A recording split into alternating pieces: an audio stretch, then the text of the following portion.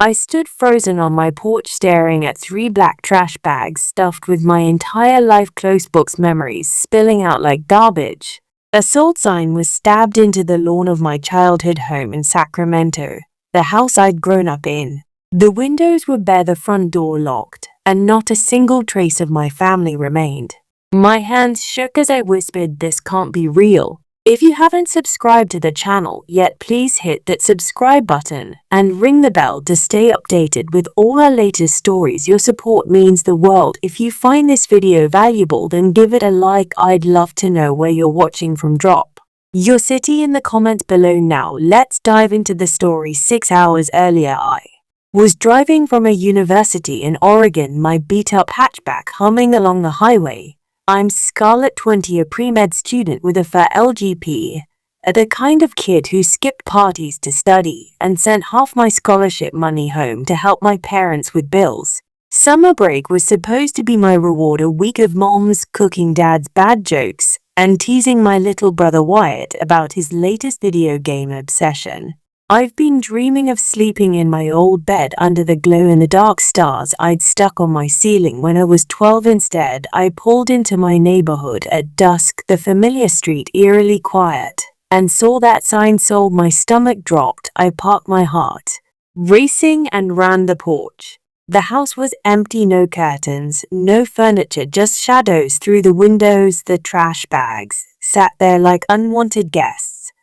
I tore one open, my breath catching, my favorite sweater, a biology textbook, a cracked photo frame with a picture of us at the beach, mom, dad, Wyatt, and me, all smiling. Like nothing could break us. I dug through the others, desperate for answers, and found a folded note in my dad's handwriting.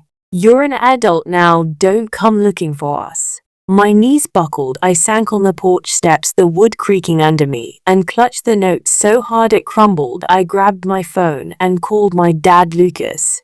Voicemail, my mom, Maria. Voicemail, Wyatt, nothing. Each unanswered ring felt like a slap. I scrolled to my Aunt Clara, my mom's sister, and dialed, my voice shaking. "Aunt Clara, what's going on? The house is sold, my stepson, trash bags, where's my family?" There was a long pause, the kind that screams bad news. "Oh, Scarlett," she said, her voice soft like she was tiptoeing around broken glass. "They moved last week to start fresh. I think they said you're doing so well at college you could handle things on your own." "Handle it?" I snapped, my throat tightening. "They didn't tell me anything. I've been sending money home, Aunt Clara. I've been killing myself to make them proud, and they just laughed." My eyes stung, but I refused to cry. "Not yet." "I'm sorry, honey," she said. "Your dad said it was for the best. I thought they'd at least call you." I hung up, my chest heaving. The sunset painted the sky orange, casting long shadows over the oak tree Dad and I planted when I was 10. I could still hear him laughing as we padded the soil, promising it had outlived us all. Now it stood tall, mocking me, its branches reaching toward a house that wasn't mine anymore. I'd been the perfect daughter, quiet, responsible, the one who never caused trouble. I studied while my friends partied, interned at clinics while they went to concerts. I sent $200 a month home, skipping coffee runs to make it work. And this was my reward, erased like I was nothing. I paced the porch, my sneakers scuffing the word, when something caught my eye. In the third trash bag, tucked under a pair of jeans, was a crumpled receipt. I smoothed it out, my pulse quickening. It was for a lawyer's consultation dated a week before they moved, addressed to my dad. $500 for estate planning advice.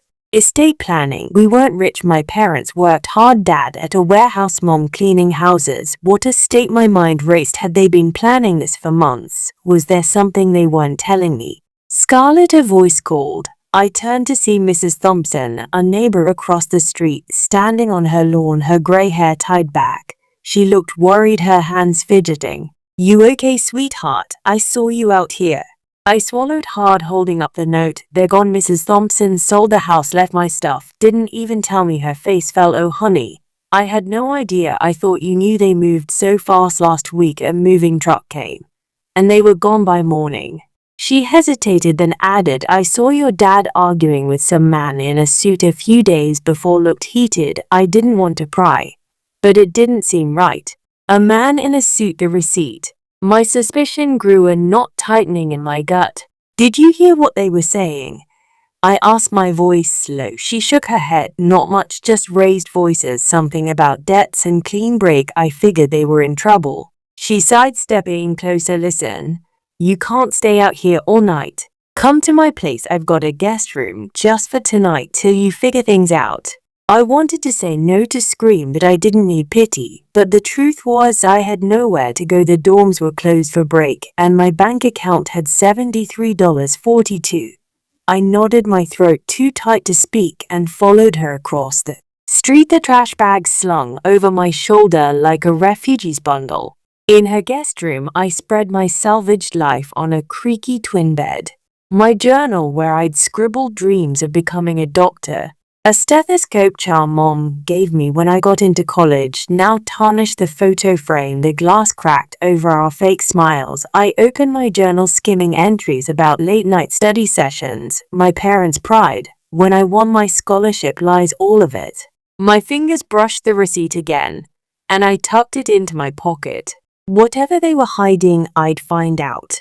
I lay back, staring at the ceiling, the weight of betrayal pressing down. But beneath the anger, a spark flickered. They thought they could break me, toss me aside like trash.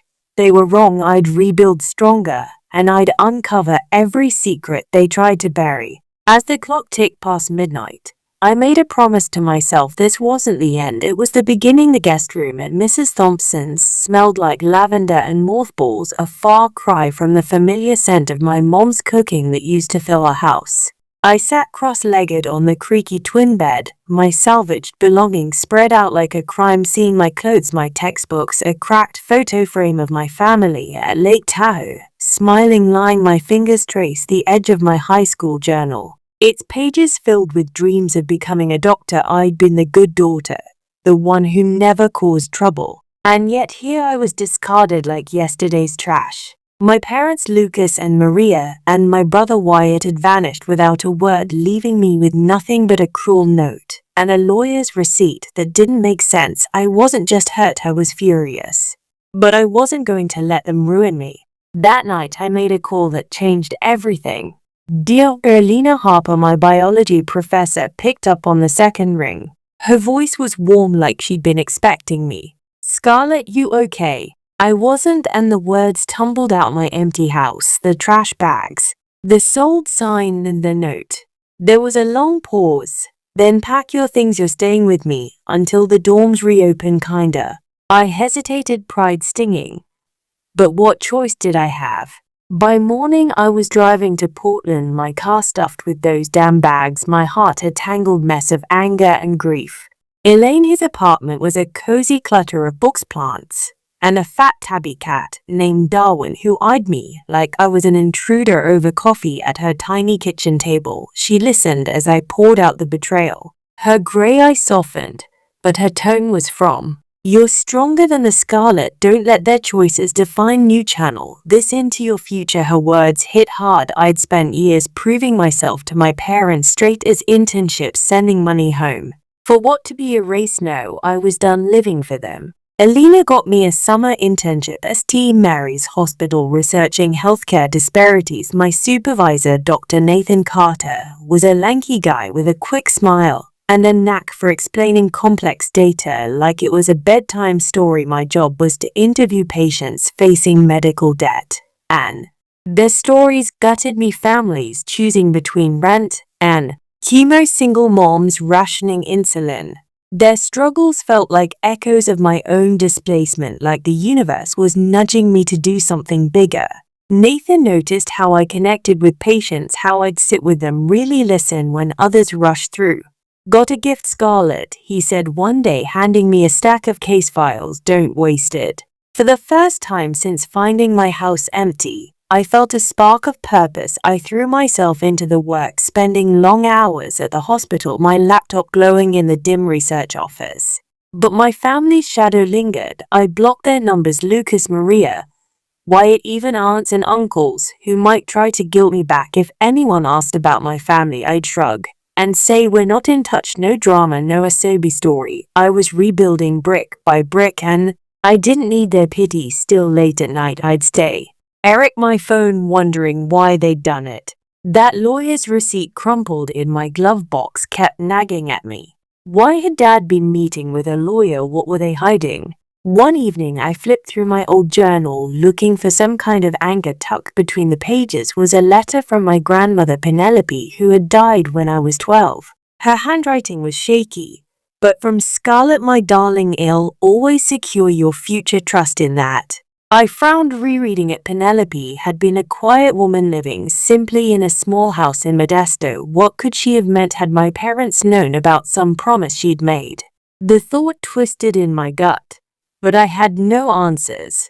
I shoved the letter back into the journal, telling myself it was just a sentimental note, nothing more. Alina caught me brooding over breakfast. One morning, my coffee gone cold. You're carrying them with you, she said, nodding at my furrowed brow. Your parents let them go, I sighed, pushing my plate of toast where I want to, but part of me still feels responsible, like I should have seen it coming. She leaned forward, her voice gentle but sharp. You don't owe them your pain, Scarlett. You owe yourself a future. Her words stuck like a splinter I couldn't ignore. I nodded, forcing a smile. But the doubt lingered. What if there was more to their disappearance? What if I'd missed something? At the hospital, I started sketching out an idea, a community program to help families like the ones I'd interviewed, connecting them to affordable healthcare. I called it Care Connect, scribbling notes on napkins between patient interviews. Nathan overheard me talking about it one day and grinned. That's not just an internship project, Scarlett, that's a mission. He mentioned a grant opportunity, a $30,000 fund for community health initiatives. The deadline was tight, but I was all in. I spent nights at Alina's drafting the proposal, my fingers flying over my laptop as Darwin napped on my notes. It felt good, like I was building something my parents could never touch. But even as I poured my heart into Care Connect, the past kept creeping in. I'd catch myself staring at that receipt, wondering what Dad had been planning. Had they been in trouble? Was it just pride, like Mom always said about him? Or was there something bigger, something tied to Penelope's letter? I shook it off, focusing on my work, but the questions wouldn't quit. I was moving forward, but I wasn't free, not yet. One afternoon, Nathan called me into his office, holding a patient file. You're good with people, Scarlett. I want you to lead interviews for this new study. My chest swelled, but fear flickered to could I handle more responsibility when I was still picking up my own pieces. I nodded, taking the file, my hand steady despite the storm inside. I was done letting my parents' betrayal hold me back. Whatever they were hiding, whatever that receipt meant, I'd figure it out. But first I was going to build something worth fighting for. The hospital's fluorescent lights buzzed overhead as I typed furiously, my laptop screen glowing with the final draft of my Care Connect Pro puzzle. It was past midnight, and the research office was silent except for the hum of a coffee machine that had seen better days. I leaned back, rubbing my eyes, the weight of the last 6 months pressing against my chest. Finding my childhood home, sold my life stuffed in trash bags, and that cruel note from my parents, "You're an adult now, don't come looking for us," had shattered me. But here I was, Scarlett, 20, a pre-med student, building something new.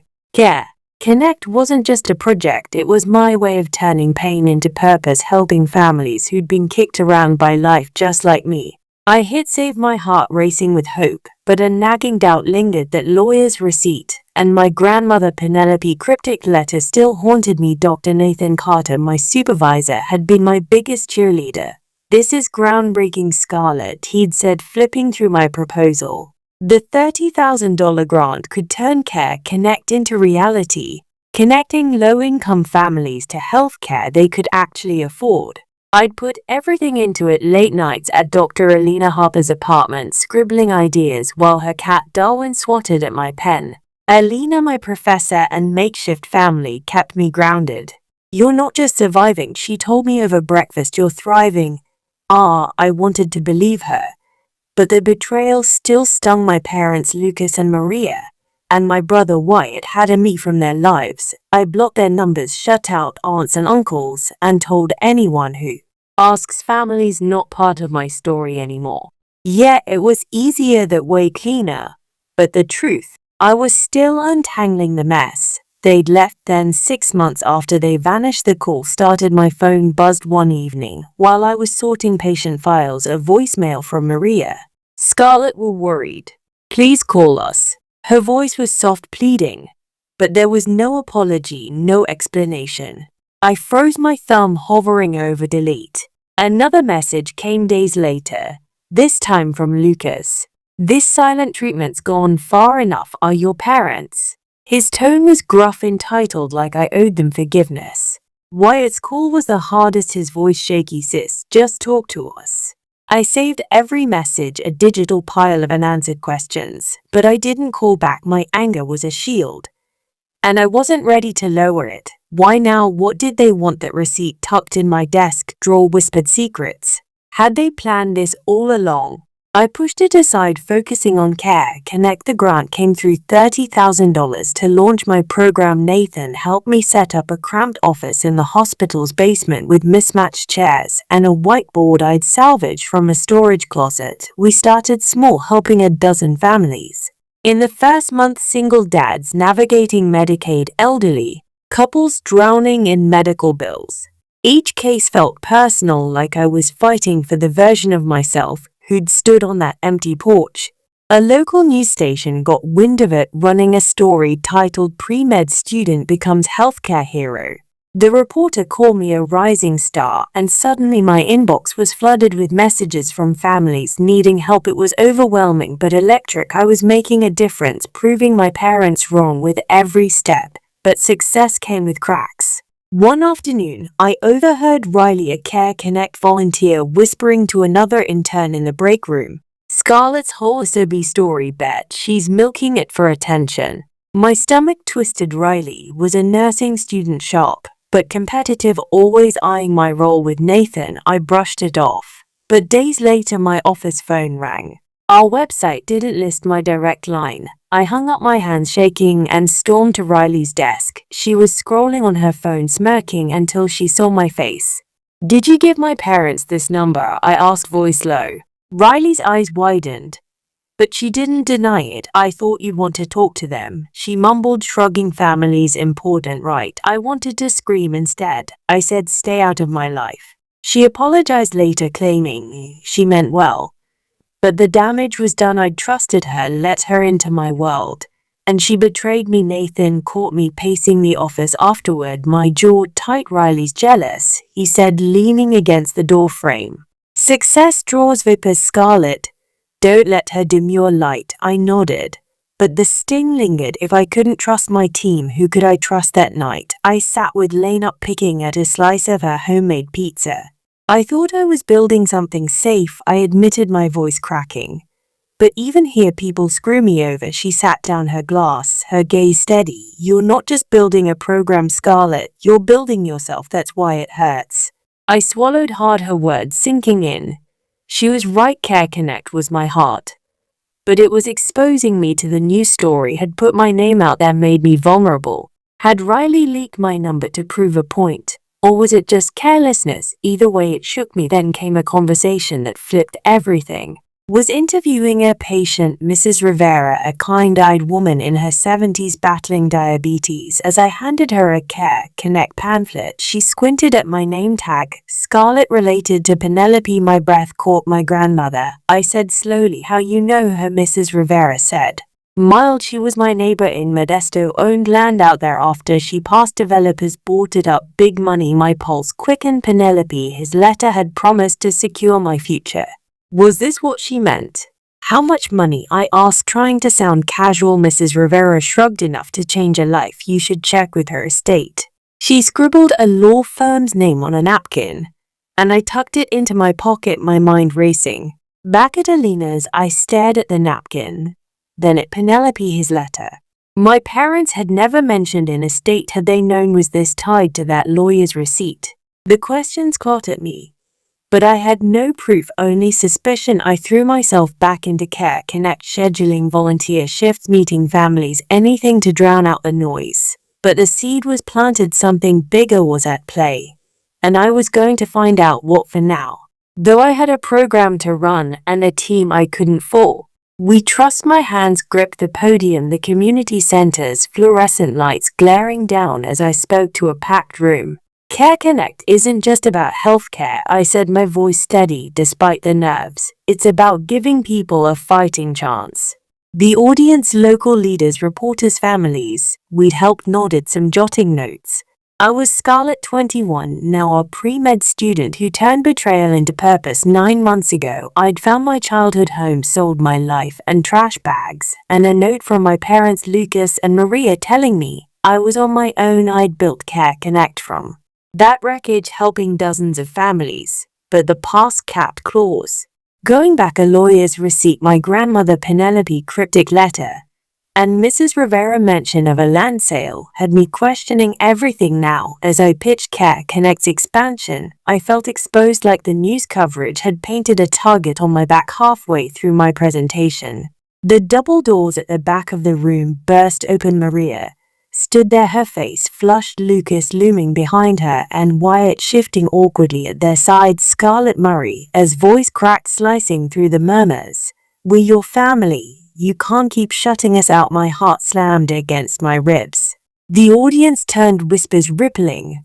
I froze, my slides glowing useless. The on-the-screen Nathan Carter in the front row gave me a nod, like, "You've got this." I took a breath, forcing my voice to stay calm. "This isn't the time or place. Please wait outside." Murray, his eyes welled up, but Lucas, Gia,